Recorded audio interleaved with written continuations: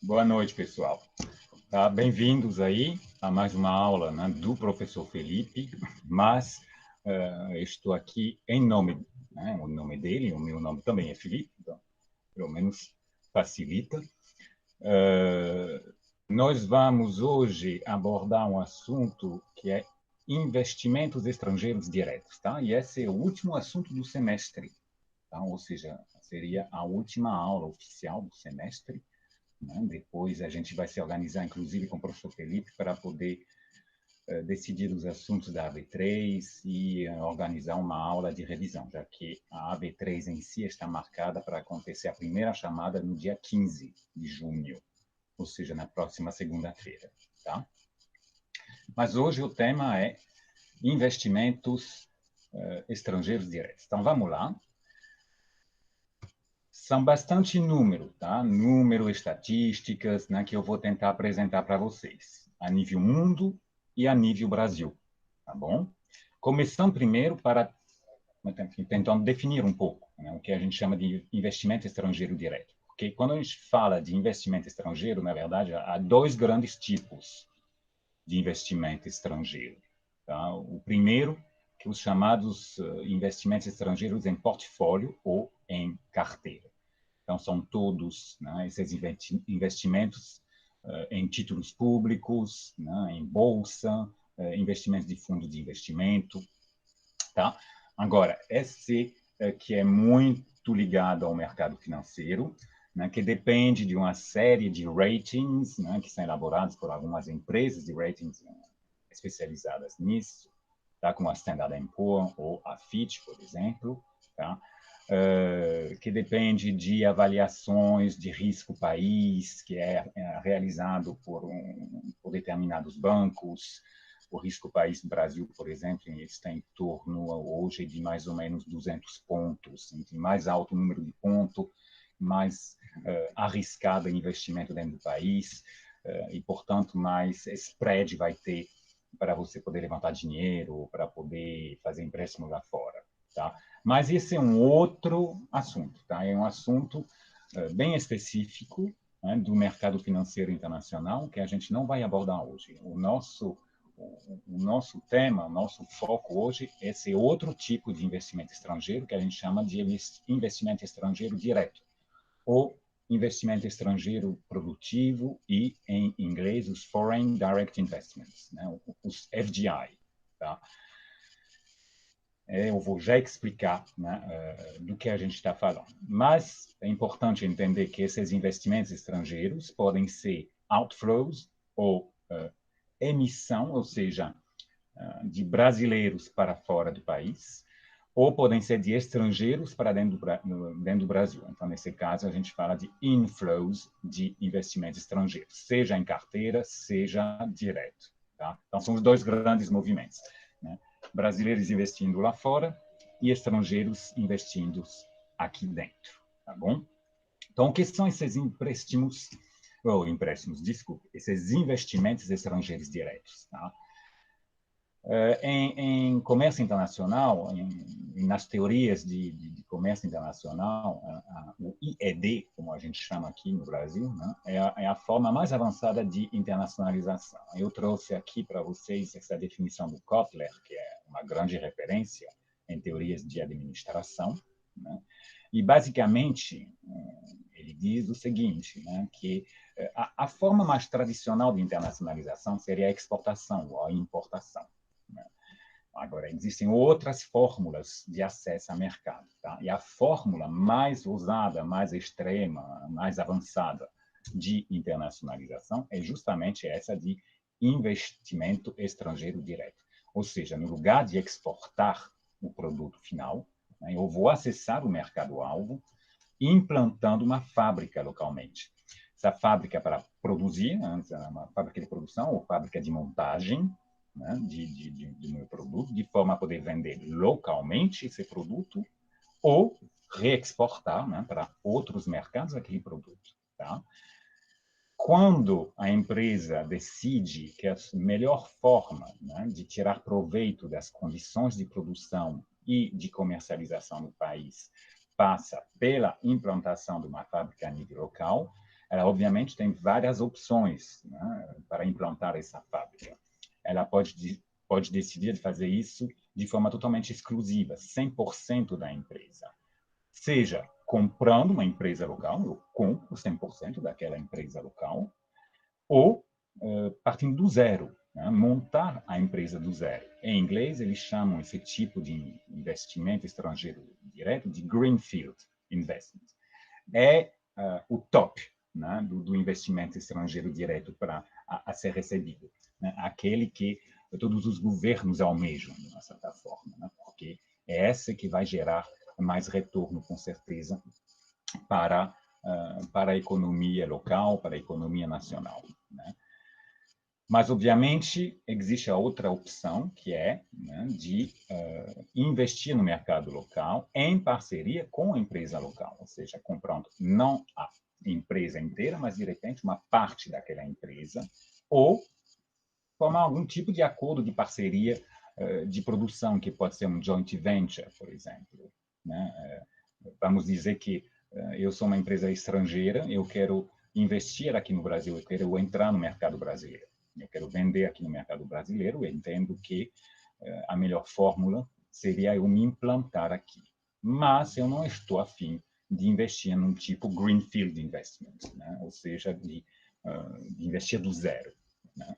Nem de comprar uma empresa, né? E eu prefiro fazer um tipo de acordo de parceria. Eu tenho a tecnologia, eu tenho a competitividade, né, para oferecer um produto que seja altamente vendável dentro do mercado local, né, inclusive dos concorrentes locais. E aí eu faço um acordo com algum desses concorrentes locais, normalmente um bem tradicional, que tem já uma carteira de cliente muito ampla e muito famoso no mercado local, e aí, no lugar de ter que entrar em competição com aquela empresa, eu fecho um acordo de parceria. Ou seja, eu aproveito, de repente, essa presença tradicional da empresa no mercado local, que vai facilitar toda a comercialização do produto, né? E eu ofereço a minha tecnologia, né, o meu know-how para o processo de produção, né? E aí a gente junta os nomes, digamos, tá? E passa a produzir, né, em nome das duas empresas e vender nas melhores condições possíveis no mercado local. Então, são possibilidades de parceria que existem, tá bom? Todos eles são chamados de investimentos diretos. Há um grande... Professor? Desculpa, eu estou olhando ali pelo slide e eu não vi. Eu ia fazer uma pergunta, pode ser? Pode, claro. Onde se encaixaria aí a questão das EPS?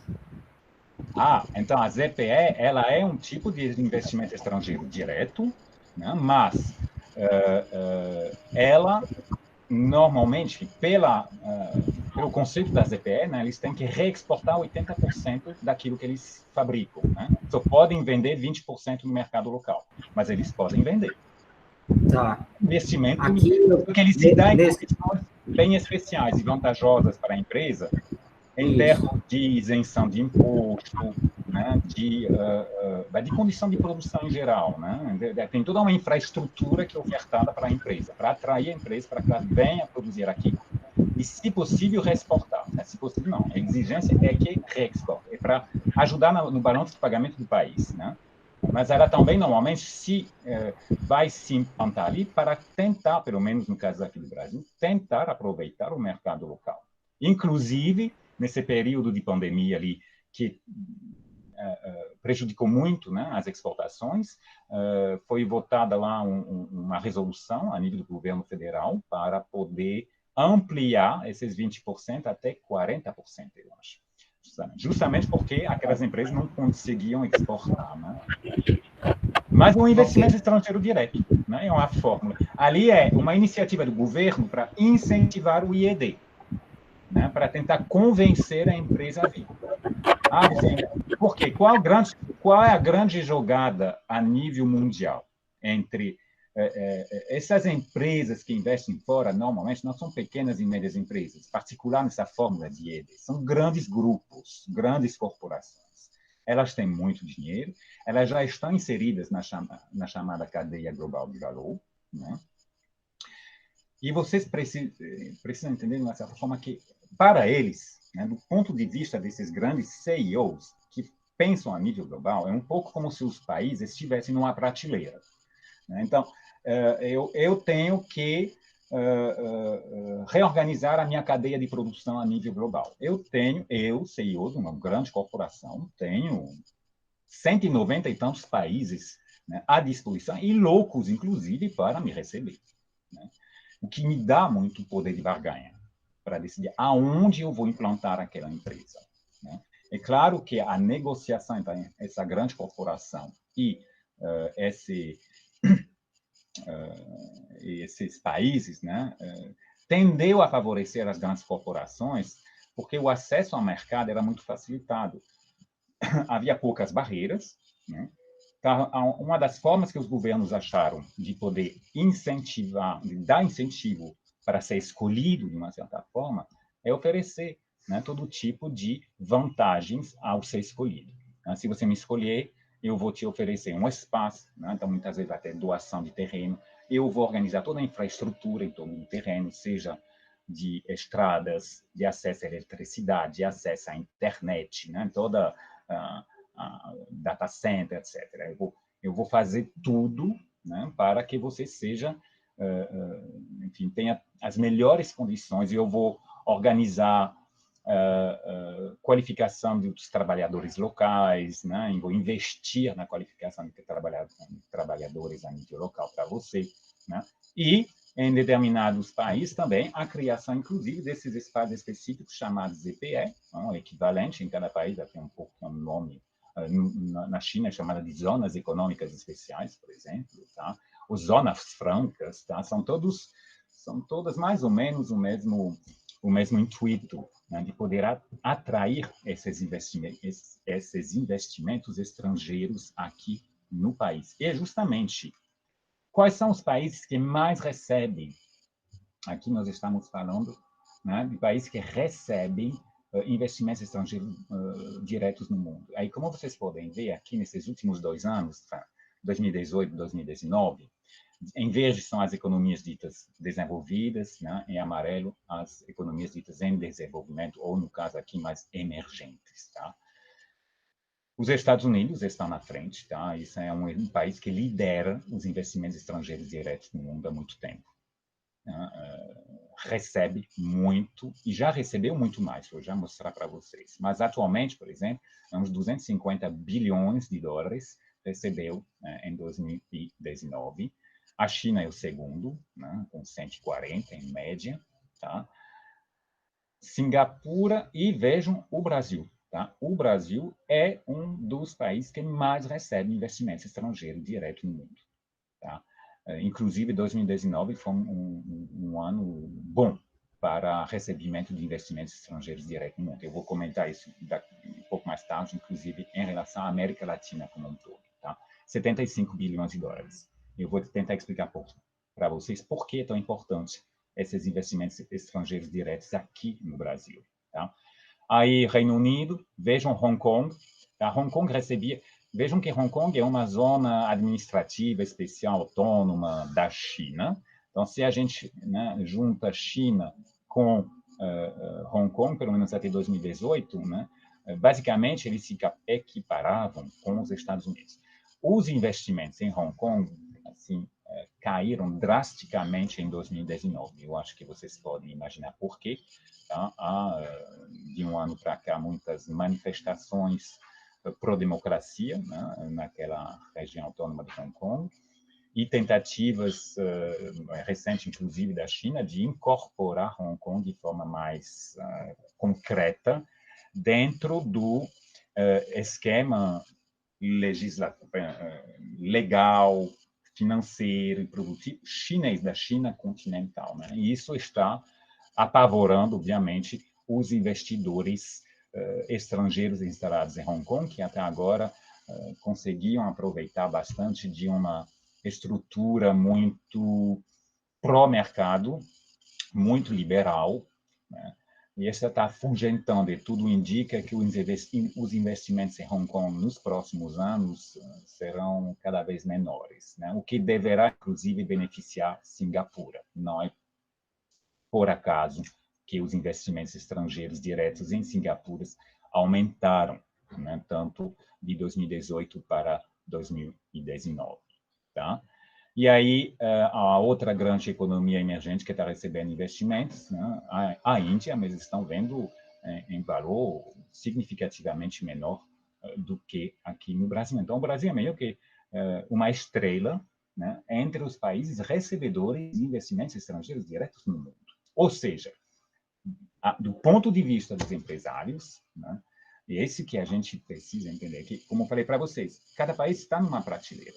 Então, eles vão olhar o quê? As condições políticas, as condições econômicas, as condições financeiras, as condições socioculturais, como que está, né, o ambiente dentro do país, como que está a convivência, né, dos cidadãos, das comunidades dentro do país.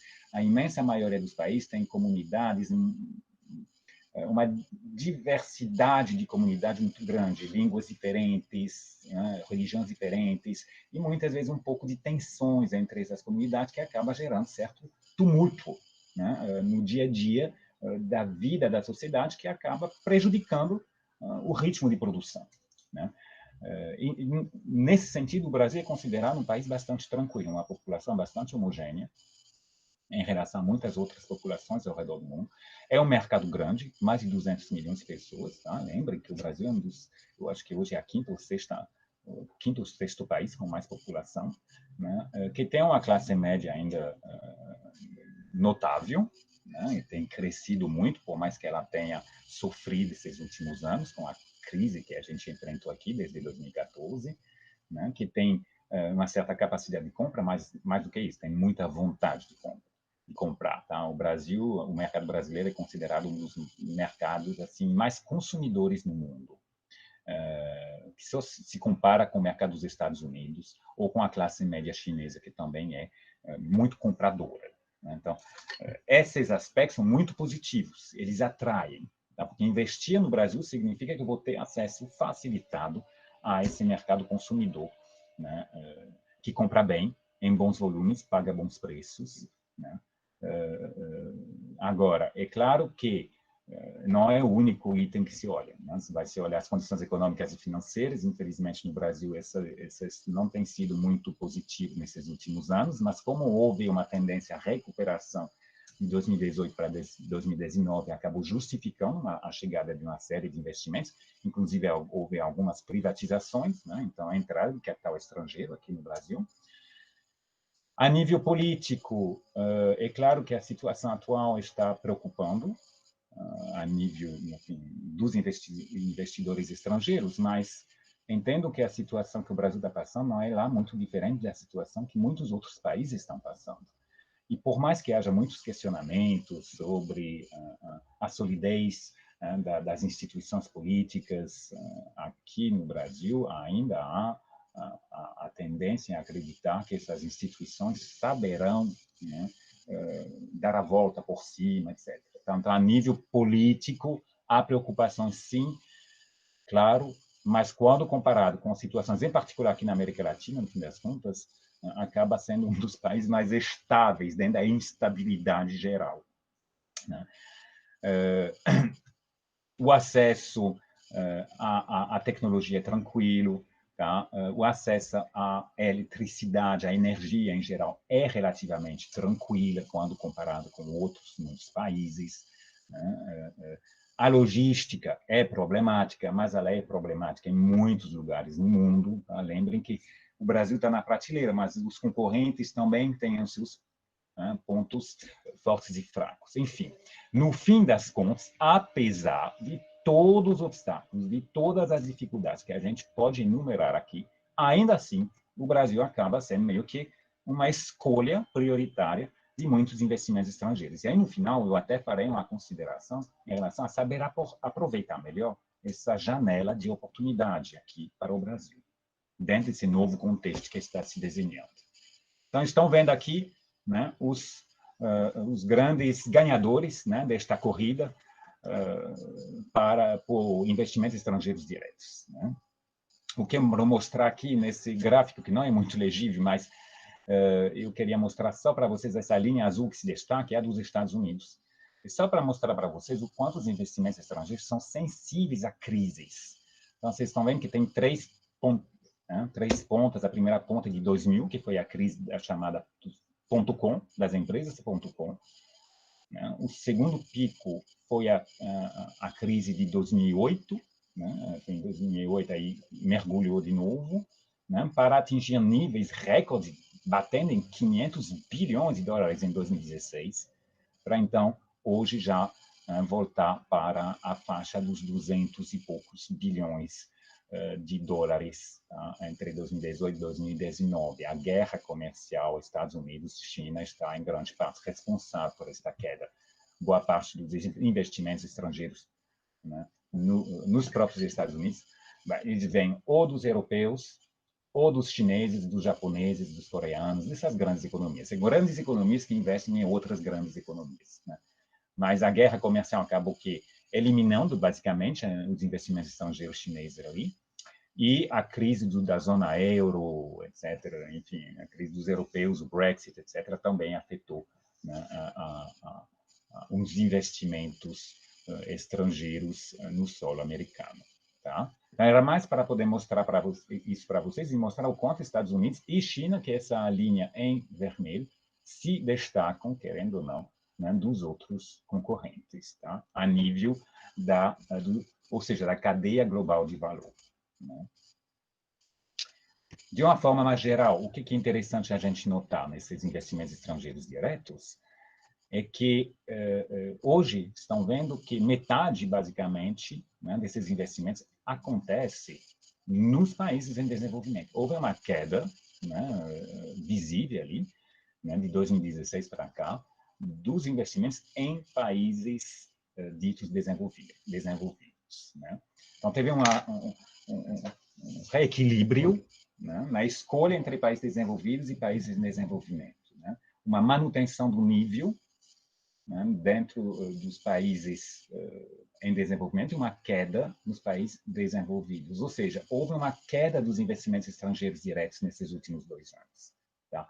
E aí a gente vai ver que em 2020 as perspectivas são ainda pior, né? Vai ter um mergulho, literalmente, desses investimentos estrangeiros diretos. Então, estão sofrendo, né? Está na faixa dos 1,4 trilhão de dólares, que não é pouco, né? É muito dinheiro, mas como vocês podem ver, né? Já foi acima de 2, né? Já chegou a 2 trilhões, né?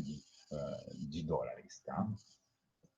Mas, basicamente, por causa, né, da queda dos investimentos nos países desenvolvidos e, em particular, nos Estados Unidos, como mostrei para vocês. Né? O que leva muita gente a se fazer algumas perguntas. Né? Por que está acontecendo essa queda, né, nesses últimos anos dos investimentos estrangeiros diretos? O que será que está acontecendo? Né? E aí vem vários argumentos, né, que são colocados na frente para tentar explicar, né, essa tendência de baixa. Claro, a guerra comercial Estados Unidos-China, isso com certeza afeta, né, essa agressividade, né, que está só piorando, inclusive, né, no clima de negócios entre Estados Unidos e China. As incertezas em relação ao futuro da União Europeia, entendo que esse ano 2020 meio que é mais um momento de crise existencial para a União Europeia e, em particular, para a zona euro. Né?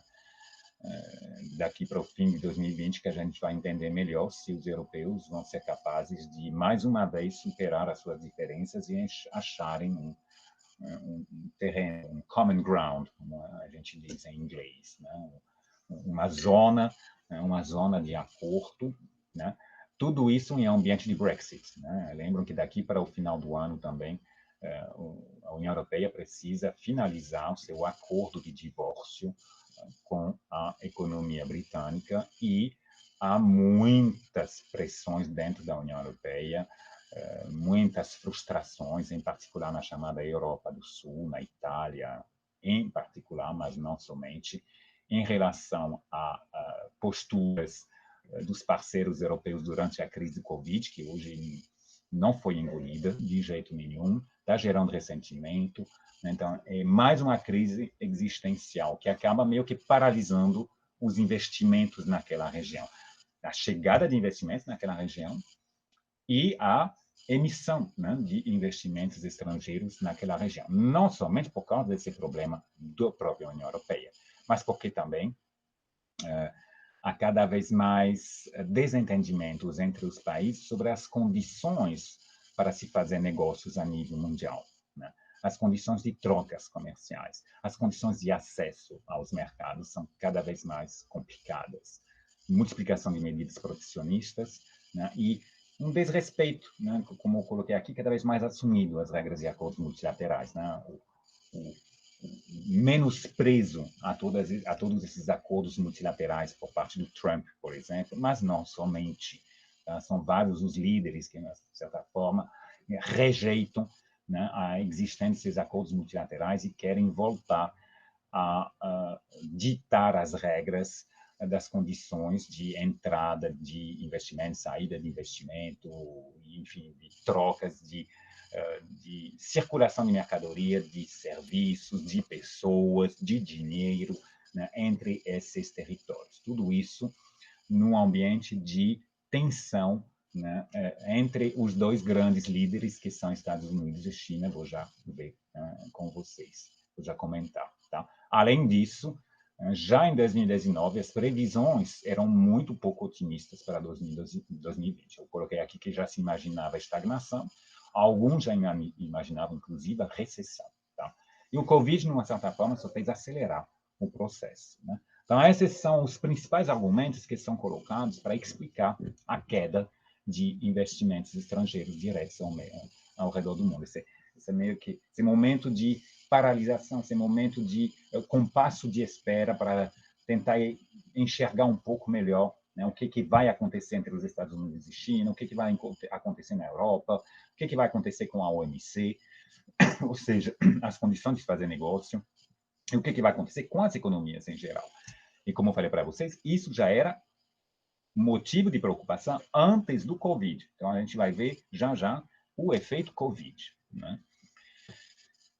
E como eu mostrei para vocês, as crises afetam diretamente, né, esses investimentos. É muito sensível a esses investimentos. Por exemplo, no final de 2019, já se tinha anunciado um decréscimo de 22% em pretensões de investimento Greenfield. Vocês lembram o Greenfield, esse investimento que você parte do zero, que o investimento, assim, o ouro, né, dos investimentos estrangeiros diretos, o mais cobiçado de todos, e muitas empresas já tinham, no final de 2019, meio que abandonado o projeto que elas tinham iniciado, tá? Quase que um quarto dos projetos já.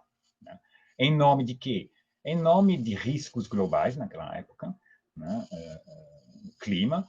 Entendam que nessa última reunião que eu ouvi em Davos, vocês têm ouvido falar desse fórum de Davos, que ocorre todo mês de janeiro, que meio que dita um pouco a agenda das prioridades. Pela primeira vez em 2020, no início de 2020, em janeiro de 2020, né, o Fórum de Davos já tinha eleito a problemática climática e a todas as suas consequências como o elemento que seria o elemento norteador de decisões para os próximos anos. Então, o clima já começou a entrar como grande elemento de preocupação, inclusive no meio dos industriais.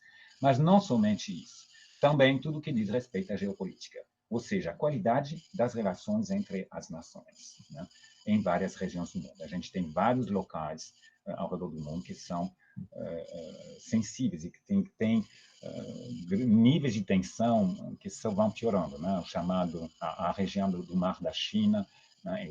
Passa lá 30% do comércio internacional passa naquela região e há confrontos cada vez mais severos, inclusive envolvendo militares naquela região, né? Mas o Oriente Médio piorou, a guerra do petróleo é um dos grandes momentos desse primeiro semestre de 2020, que acabou mexendo com parcerias tradicionais, em particular entre a Arábia Saudita e os Estados Unidos, né? O então Israel, agora que anunciou a anexação dos territórios ocupados para o território de Israel, e isso com certeza não vai ajudar a paz local, né? Vamos falar assim, tá? Enfim, são vários os palcos geopolíticos, né, em regiões do mundo que estão piorando e que estão preocupando os meios, enfim, os meios produtivos, as grandes corporações, porque isso perturba o comércio, perturba a circulação de navios, etc. Tá? O surgimento, né, a consolidação de movimentos nacionalistas, né, e além, assim, acima de tudo, né, esse confronto que a gente está vendo surgir no horizonte e também se afirmar cada vez mais, né, para a liderança mundial entre os dois modelos, o modelo que a gente está de umas décadas para cá, que é o modelo norte-americano, dito democrático, capitalista, liberal, e esse modelo que a China está querendo vender para a gente agora, a nível mundial, um modelo mais autoritário, capitalista também, mas de natureza estatal, aonde, de uma certa forma, o investimento ele é fruto de pretensões políticas, né? E não decisão autônoma dos meios produtivos, como é no modelo capitalista liberal. Né? Então, tem esses dois modelos, né, que estão conversando, se a palavra é um eufemismo, né, um com o outro, estão basicamente numa guerra de retórica em relação a qual modelo que é o mais adaptado para a situação que a gente vai tender, as situações que a gente vai tender a enfrentar na próxima década. Né? A China está assim, fazendo uma propaganda extraordinária, né, que não pega muito na Europa, nos Estados Unidos, mas tende a pegar bastante em outras regiões do mundo. Né? Eles conseguem, que eles chamam da diplomacia do talão de cheque. Né? Eles chegam com os investimentos em infraestrutura, promessas de dinheiro fácil, basicamente, condições de mercado, etc., e acabam convencendo, em particular, autoridades que, de repente, já têm uma vertente um pouco autoritária e se sentem agora meio que legitimados, né, pelo próprio modelo chinês, que não se preocupa muito com a problemática de direitos humanos, enfim, de direito de expressão, de livre circulação, a não ser das mercadorias. Tá? Então, a gente está nesse momento muito complicado. Já estava nesse momento muito complicado, né, no final de 2019, onde havia questionamento generalizado do chamado modelo globalizado. Um modelo globalizado que começou a ser criticado, em particular, por não ter entregue o que tinha prometido, que era a riqueza para todo mundo. Né? O mundo nunca gerou tanta riqueza, mas essa riqueza ficou concentrada na mão de muita pouca gente. Né? Então, a sensação de desigualdade, enfim, explodiu, né, entre as sociedades e dentro das sociedades, né? E acabou afetando a visão que se tem do modelo globalizado, que foi o modelo que a gente viveu, né, nessas últimas 3 ou 4 décadas. Tá? E isso, com certeza, vai ter consequências sobre as quais eu vou falar já, sobre a chamada cadeia global de valor, né? Ou seja, sobre a forma como a gente produz e comercializa.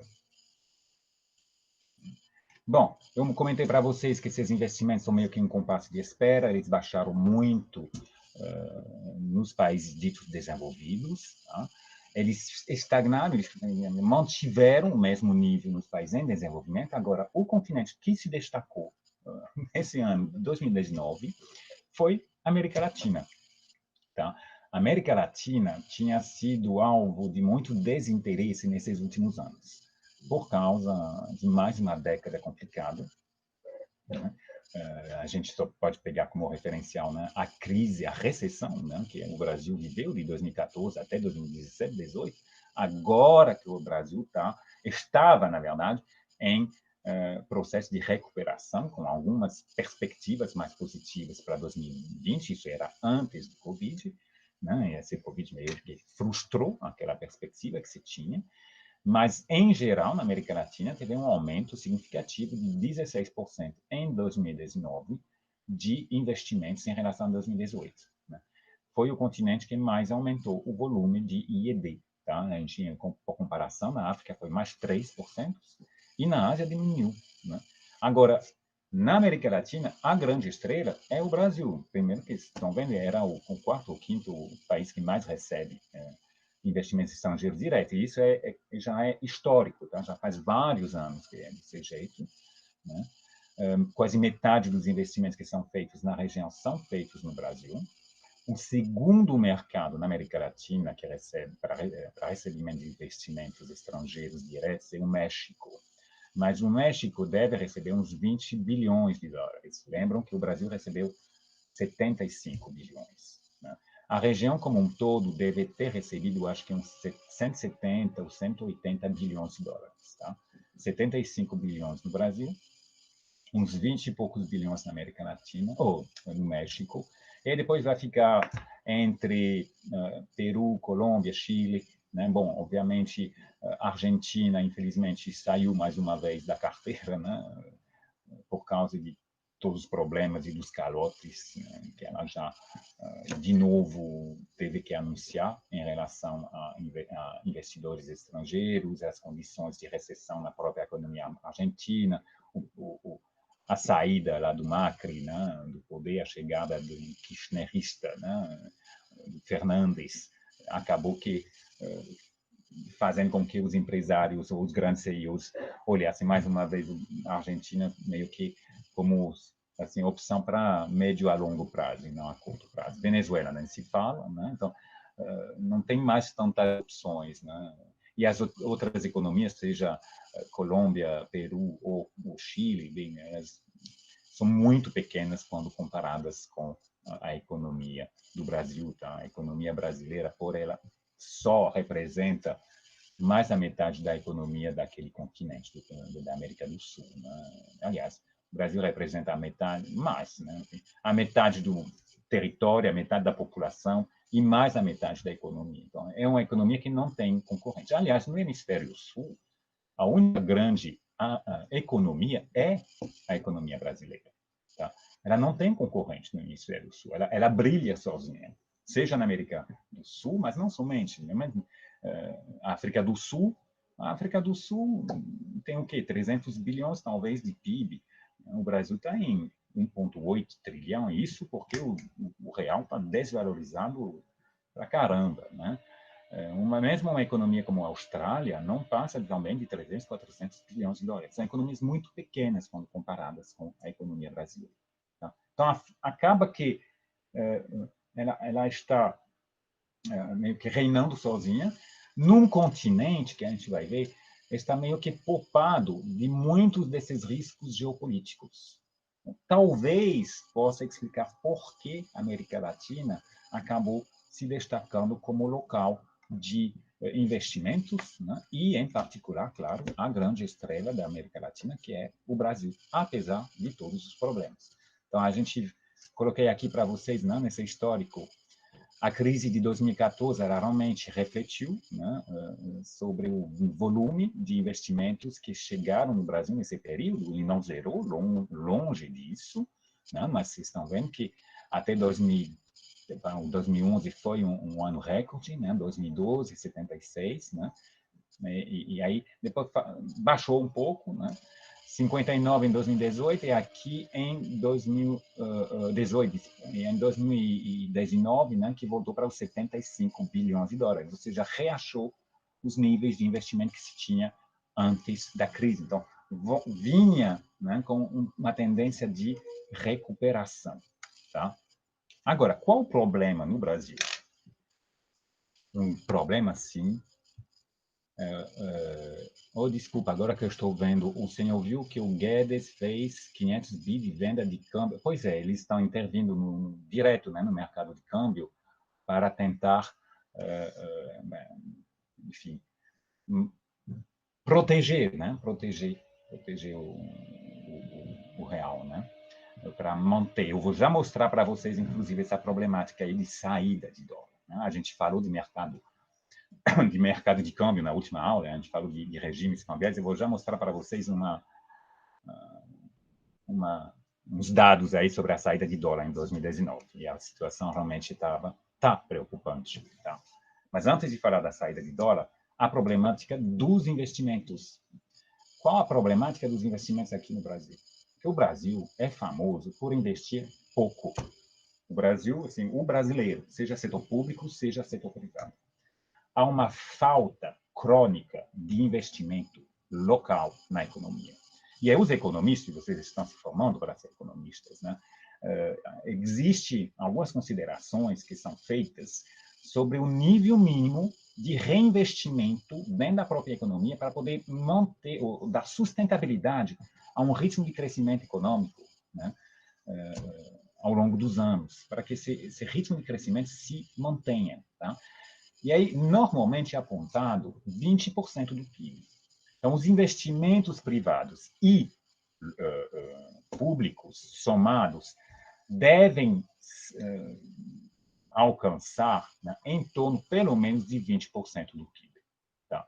No Brasil, infelizmente, esses 20% dificilmente são atingidos. Já foram atingidos, e eu me lembro que quando a Dilma chegou no poder, ela prometeu, né, que a história do programa de aceleração do crescimento, o PAC, que o setor público ia investir assim, não sei quantos bilhões para poder ajudar a gerar, né, um crescimento mais sustentável, mas isso nunca se realizou. E aí a crise de 2014 só fez piorar. Né? Então, hoje a gente está em torno de 15%.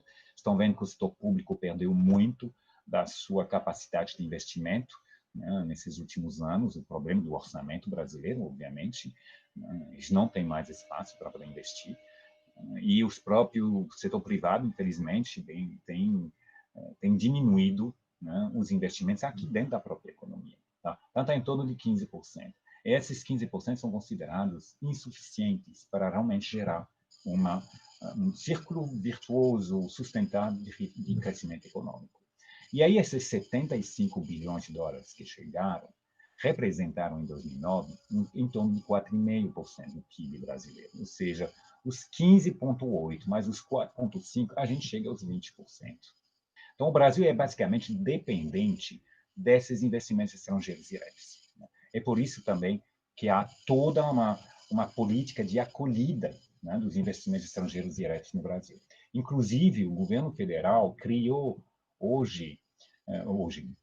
desculpa, foi no ano passado já, mas foi no segundo semestre do ano passado, eles criaram uma nova figura no próprio governo brasileiro, porque quando você quer investir aqui no Brasil, obviamente, você tem que ir lá negociar, né, as condições com o governo federal, com os governos estaduais, né, porque da mesma forma que o Brasil está na prateleira para competir com outros países, uma vez o Brasil escolhido, aí são os estados que estão na prateleira entre eles. Eu já vou mostrar quem são os estados que mais recebem investimentos. Né? Mas, enfim, tem uma série de burocracias a serem feitas. Para facilitar o trabalho desse investidor estrangeiro, eles criaram uma figura chamada de ombudsman. Então, esse ombudsman, ele é agora a pessoa. Você é um investidor estrangeiro que quer investir no Brasil, você só tem uma porta. Né? Você tem que bater numa porta só. E a porta é ser ombudsman. Esse ombudsman vai facilitar a sua vida. Ele que vai fazer todo o trâmite de toda a documentação, de tudo que você precisa, de certificações, de autorizações, enfim, o que for que você precisar, esse ombudsman vai ser o seu padrinho, ele vai ser seu intermediário, ele vai resolver tudo para você. Isso facilita demais a vida do investidor estrangeiro. Está gerando, inclusive, ciúmes dos investidores locais, obviamente, porque estão se sentindo preteridos, né, dentro do próprio mercado. Mas, enfim, isso para mostrar para vocês o quanto esse investimento estrangeiro direto ele é essencial para a economia brasileira e para o balanço de pagamento. O balanço de pagamento do Brasil só é positivo graças aos investimentos estrangeiros diretos. Por quê? Porque há muita saída de dólar no Brasil. Você vai comentando aí os 500 milhões que foram colocados, vender dólares, está vendendo dólares, por quê? Porque está faltando dólar no mercado. 2019 já foi uma situação assim, para lá de preocupante, pela primeira vez. Né? Então, nunca teve tanta saída de dólar no Brasil, desde que eles iniciaram essa série histórica, em 1999, que foi a crise, né, do real, naquela época, quando o real foi desvalorizado, porque o real era 1 por 1 com dólar, né? E aí começou a sair muito dólar, enfim, bom, e o real teve que ser desvalorizado, justamente porque na época tinha essa política de bandas cambiais assim anunciadas, né, que era mais fixa, a margem era bem pequena, e eles tiveram basicamente que abandonar essa política, aumentar a margem e deixar ela suja, como a gente diz, ou seja, sem anunciar exatamente quais eram o mínimo e o máximo que se aceitaria de valor do real em relação ao dólar, né? E aí o real perdeu muito valor, né? De 1 foi para 1,5, foi para 2, né? Num espaço de alguns meses, né? Até quando foi, há uns 2, 3 anos atrás, não, mais, na Copa do Mundo, que veio aqui em 2014, o real estava em 2,5 o dólar.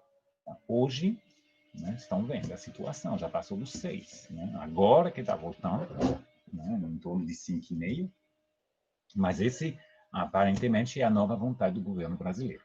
Né? De qualquer forma, estão fazendo isso porque tem poupança. Essa poupança ela é resultado do balanço positivo do balanço de pagamento, né? Que é, em parte, devido a esses investimentos estrangeiros diretos que estão chegando. Então, estão vendo que é tudo interligado. Né? Há necessidade de manter esses investimentos altos aqui no Brasil, e eles vão fazer de tudo para continuar mantendo. Né? Em particular, esse governo, em particular o Paulo Guedes, que é muito liberal, né? na sua abordagem. Tá? Mas, enfim, o 2019, apesar de tudo, foi um ano crítico, né? Para o Brasil. 2020 continua sendo crítico em relação à saída de dólar. Né? E, apesar, é isso que é extraordinário, porque ainda vem muito dinheiro aqui, muito dinheiro de investidor que vem, assim, produtivo, não estou nem falando dos investimentos em mercado financeiro, estou falando dos investimentos produtivos, para via produzir e vender. Então, veio 75 bilhões, apesar de todas essas preocupações ali, né, que eu tentei mostrar para vocês, e isso porque grandes gabinetes de consultoria, de pesquisas de mercado, em particular esse A.T. Kearney, né, publicou um relatório em 2019, e pela primeira vez o Brasil saiu do ranking dos 25 países mais confiáveis para investimento estrangeiro, ou seja, é o quarto, quinto que mais recebe investimento, mas não está mais nesta lista famosa do A.T. Kearney, né? O que é meio que um paradoxo, né? E é a primeira vez que o país ficou fora da lista. Tá? Aqui tem um comentário desse economista, não, Ricardo Teixeira, que coordena o MBA aí na FGV, né, que está dizendo o seguinte: embora o Brasil seja uma economia emergente, né, a taxa de crescimento nos últimos 10 anos foi muito menor em relação ao que era projetado. Ou seja, decepção. Se esperava mais do Brasil. Né? E hoje o foco do mundo inteiro está no retorno ao investidor. Isso é tipicamente da economia capitalista liberal, né? O retorno. Então, a empresa acaba, eventualmente, preferindo absorver um prejuízo, encerrar suas atividades, né, para não correr o risco de uma perda ainda maior. E aí, o que ocorreu nesses últimos 2, 3 anos? A saída de várias grandes empresas aqui do Brasil. Né? Aqui uma lista, né, de algumas, né, farmacêutica, caminhões, né, alimentar, Walmart, a distribuição, a maior distribuidora mundial, né, que está saindo do Brasil, que está vendendo, basicamente, né, seus ativos ali, ou fechando vendendo, a FNAC, que já fechou, literalmente já saiu. Né? São alguns exemplos de empresas que anunciaram saída, né, por não conseguir consolidar seus negócios, por ter retorno menor do que eles esperavam. Talvez porque, no meu ver, tivessem expectativas muito altas em relação ao retorno aqui no Brasil. Porque o Brasil, tradicionalmente, é um mercado que dá retorno. Muito retorno, quando comparado com outros mercados. Mas as condições econômicas nos últimos anos têm prejudicado esse retorno. Né? Então, talvez as expectativas foram frustradas, né? E como há para muitos desses CEOs, uma visão muito de curto prazo, de ano a ano, que eles têm que comprovar um retorno, inclusive para se manter no posto de CEO, eles, no final do ano, quando chega a reunião dos donos, né, o conselho de administração, eles têm que chegar com o relatório, mostrar quanto é que eles conseguiram de retorno. Né? E o que está acontecendo? Muitos desses grandes grupos, por isso que a gente fala de economia cada vez mais financiarizada, né? Então, você tem muitos desses grandes grupos que estão fechando locais de produção e estão usando dinheiro nos mercados financeiros para dar retorno. A empresa, como um todo, está produzindo menos, mas está com mais retorno. Né? Então, tem tido também essa priorização pelo mercado financeiro em relação ao mercado produtivo, fechando unidades de produção que não dão dinheiro suficiente, né? E aí, com o dinheiro recuperado desses investimentos, fechando vendendo, né? E com o dinheiro recuperado, aí vão investir no mercado financeiro. Infelizmente, também tem essa tendência. Tá? Se a gente olhar num prazo maior, quem vem investir no Brasil? Tá? Aqui, de 2003 até 2019, estão vendo que, basicamente, quase metade dos projetos de empresas, metade das empresas estrangeiras eram norte-americanas. Tá? Estados Unidos de azul, os chineses de vermelho. Né? Empresas francesas de verde, italianas de amarelo e japonesas de laranja. Tá? Então, em número de empresas, nós estamos vendo que, basicamente, quase metade, né, 45%, vieram dos Estados Unidos. Mas se a gente olhar em valor, aí já a situação é bem diferente. A gente vê que Estados Unidos e China são são iguais, equiparados, cada um 32%, 33%. Né? Então, 2/3 desse IED, né, que vem no Brasil, na verdade, vem dos Estados Unidos e da China. Agora, eles têm um comportamento muito diferente. Tá? Eu trouxe aqui esses gráficos elaborados no início de 2019. Então, eles retratam situação, né, de 2018. O que eles mostram é que os setores que mais atraíram essas empresas estrangeiras foram tecnologia, finanças e distribuição. Quando você olha todos os países. Né? Mas quando você olha a China investe especialmente em energia, agronegócio e infraestrutura. Então, são menos projetos, mas projetos de grande valor. Né? E a energia é tanto a produção quanto a distribuição. Né? Olha que, basicamente, os investimentos chineses no Brasil, 80% foi de energia. Então, eles investiram muito na matriz energética brasileira. Tá? É uma escolha estratégica das empresas chinesas. Agora, lembre, as empresas chinesas não escolhem seus investimentos de forma totalmente autônoma. Há um projeto político chinês atrás. Que projeto é esse?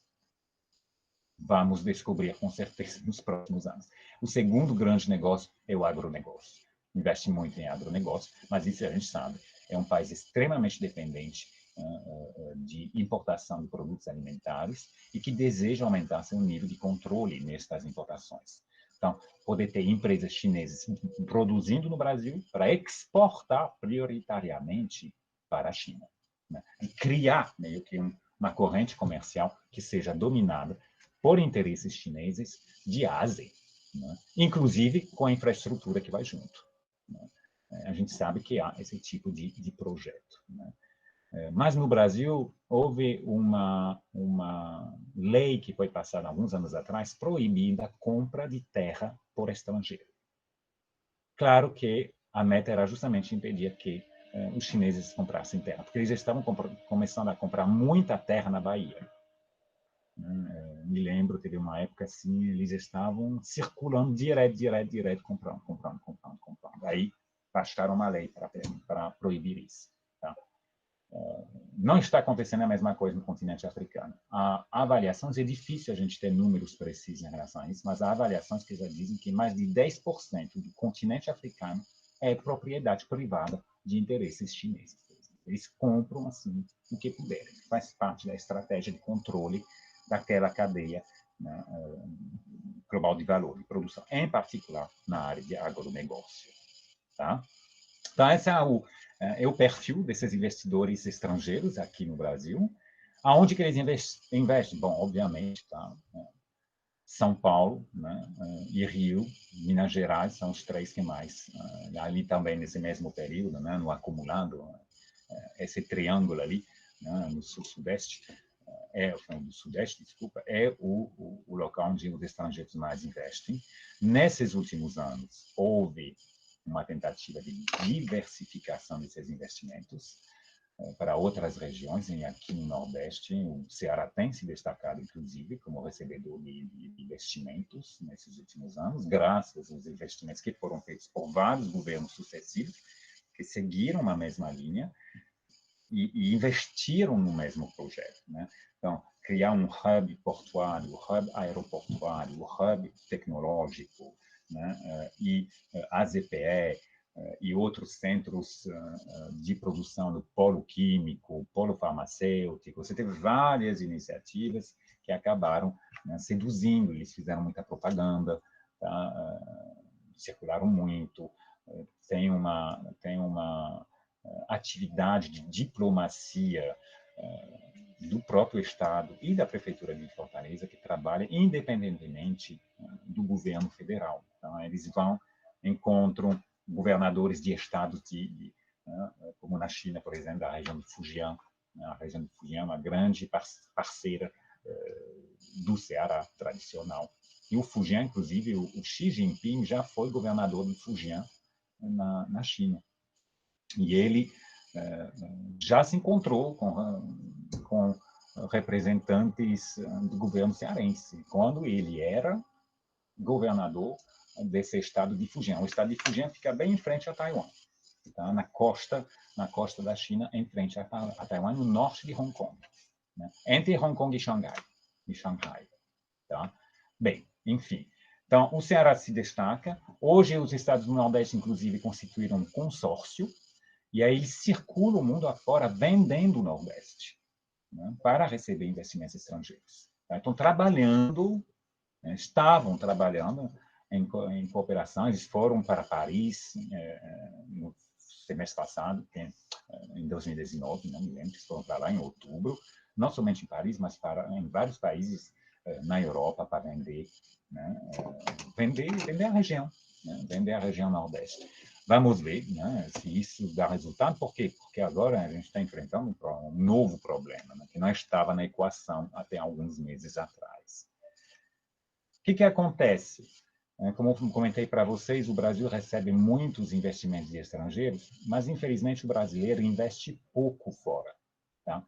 Infelizmente. Tá? Esse é crônico. Aqui, a situação, por exemplo, entre janeiro e outubro de 2019, empresas brasileiras investiram 15 bilhões de reais fora do Brasil, basicamente nos Estados Unidos. Um pouco na Argentina, mas agora já foi meio que sustado. Bom, agora com o Covid foi tudo sustado, de qualquer forma. As 15 bilhões. Em comparação, naquele mesmo período, né, chegaram a 82 bilhões de reais de empresas estrangeiras aqui no Brasil. Tá? E também, basicamente, de empresas dos Estados Unidos. Tá? Então, foram 47 aquisições por brasileiros lá fora e 245 de estrangeiros para cá. Então, se recebe muito mais investimentos do que se emite investimentos, né, fora. Mas isso é uma situação bem tradicional aqui no Brasil. As empresas brasileiras ainda têm um pouco de dificuldade em se internacionalizar, em particular nessa fórmula IED, né, de implantar-se fora do Brasil. Você tem algumas estrelas. A JBS é uma delas, mas ela foi muito ajudada pelo BNDES para isso. Você vai ter a Marco Polo, vocês sabem, essas carrocerias de ônibus, né? Eles têm muitas empresas em todos os países da América Latina, basicamente. Na área de tecnologia, de software, etc., você vai ter uma empresa que é pouco conhecida aqui no Brasil, que se chama Stefanini, que tem também, que produz, né, produtos de tecnologia em vários locais no mundo. A Gerdau é outra que é bastante internacionalizada também. A maioria, quando fala de internacionalização, é no próprio continente americano, Estados Unidos e outros países da América Latina. Mas você deve ter o quê? 8, 10 empresas assim no Brasil que realmente podem ser consideradas como transnacionais, né? Enfim, estão produzindo em vários países ao mesmo tempo e participando mais da cadeia global de valor. Infelizmente, pelo tamanho da economia brasileira, é nada. Tá? Pela diversificação, a solidez, a tradição, inclusive da indústria brasileira, é muito pouco. É muito pouco. Bom, quais são as perspectivas, né, que a gente tem para esses próximos meses? Infelizmente, não muito boas. Adoraria ter notícias mais interessantes para dar. Todavia, eu acho que há ainda assim uma janela de oportunidade. O que aconteceu? Bom, estão vendo que até o início de 2020, a gente já sabia que 2020 seria um ano complicado, né? Já havia uma tendência de queda em IED, se imaginava que ela fosse se estabilizar, mas dificilmente iria crescer, a não ser em alguns locais, como na própria América Latina. Tá? Agora, claro, com o Covid, tudo parou, né, de forma muito brusca, basicamente desabaram, né, os investimentos estrangeiros diretos nesse primeiro semestre, e a perspectiva é que há uma queda estimada em 40% para o ano de 2020. Então, em relação a 2019, de 1,4 trilhão, né? Então, com certeza, vai abaixo de 1 trilhão, ou seja, um nível que não se via há muito tempo, tão baixo. Né? Não somente vai baixar, mas vai ter muita pressão para reorganizar essa cadeia global de valor. Né? Agora, vocês com certeza ouviram falar, né, da perspectiva ou das intenções de muitos governos em reintegrar parte do processo produtivo dentro do próprio território nacional, por causa, né, de segurança nacional. Né? A falta de máscara, né, gerou situações terríveis, né, em meio a muita sociedade e lamentáveis em relação a roubo de carga entre governos. Né? Vocês com certeza ouviram falar desses roubos de carga, de máscaras que estavam no aeroporto na China, né, para decolar, para ir para a Europa, para ir para o Brasil, e de ter representantes americanos que chegaram lá e ofereceram um preço, e o representante chinês local, claro, se deixou seduzir pela oferta dos norte-americanos e acabou vendendo, acabou cedendo todas essas máquinas que iam para a Europa ou aqui mesmo no Brasil e cedeu para os norte-americanos, que chegaram com mais de 20 aviões para enchê-los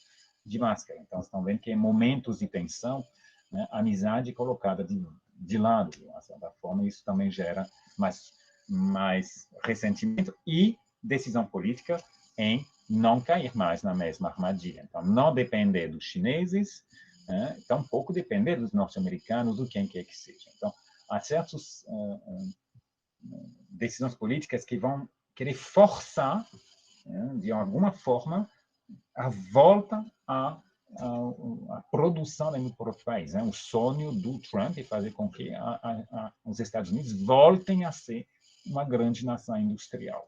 Né?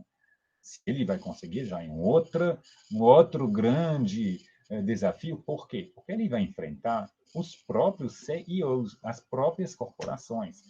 Né? Não há muito interesse dessas corporações em voltar a produzir nos Estados Unidos. Tá? Não é do interesse deles, em particular quando se pensa em termos de caixa de retorno. Né?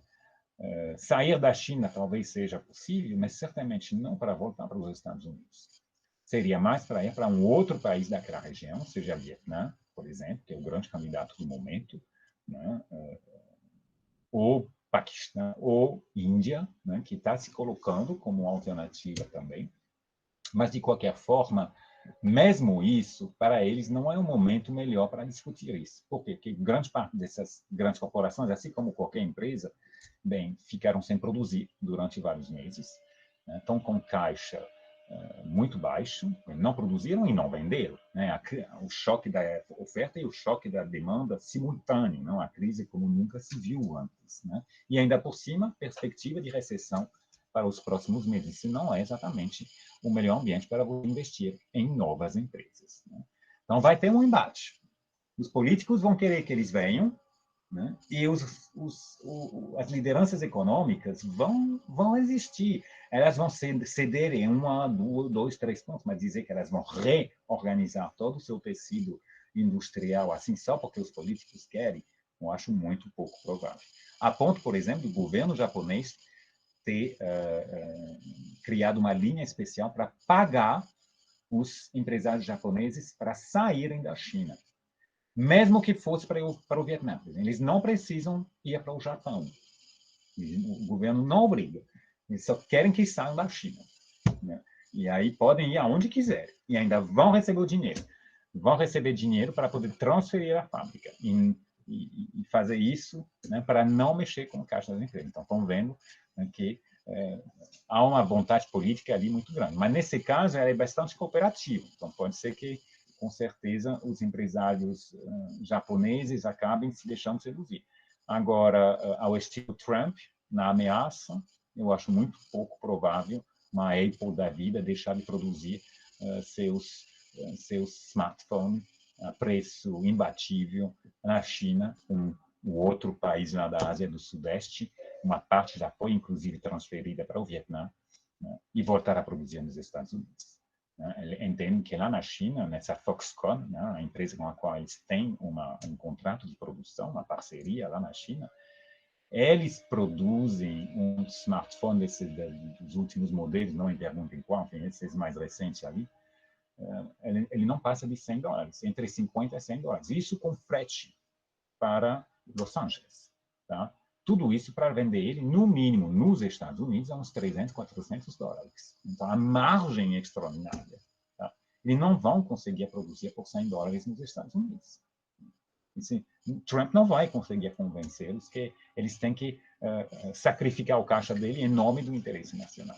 Ainda assim, há certos setores que vão, sim, ser redesenhados, onde a vontade política vai ser, né, muito forte para gerar mais independência, né, dos países. Isso vai mexer com as cadeias globais de valor, como, por exemplo, na cadeia alimentar, né, a segurança alimentar, né, a cadeia da saúde, cadeia da tecnologia, a história da Huawei, né, do data center, da 5G, da espionagem, de quem vai dominar a internet daqui, enfim, né, ou da inteligência artificial, o roubo de dados, etc., tem tensões cada vez maiores, então, considerações estratégicas em torno desses três ali.